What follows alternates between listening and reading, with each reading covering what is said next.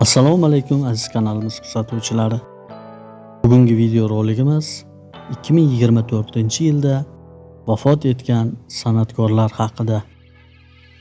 Ma'lumotlarimizni boshlashimizdan oldin mehnatimizni qadrlagan holda bir dona like tugmasini bosib qo'ying hamda kanalimizga obuna bo'ling.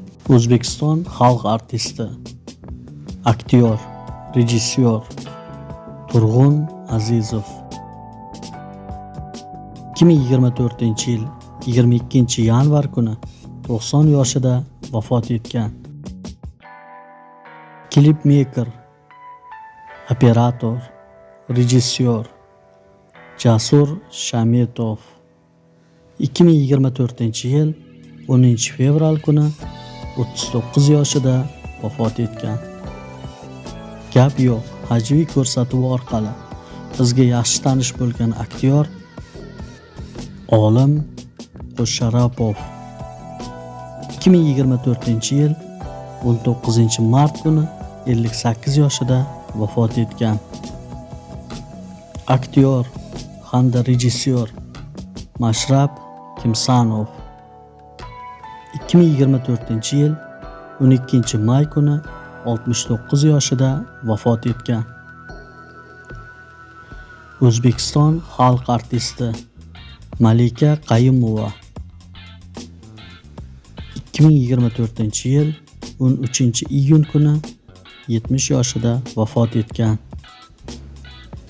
O'zbekiston, Turkmaniston, Qoraqalpog'iston xalq artisti Bobomurod Hamdamov 2024-yil 2-sentyabr kuni 84 yoshida vafot etgan.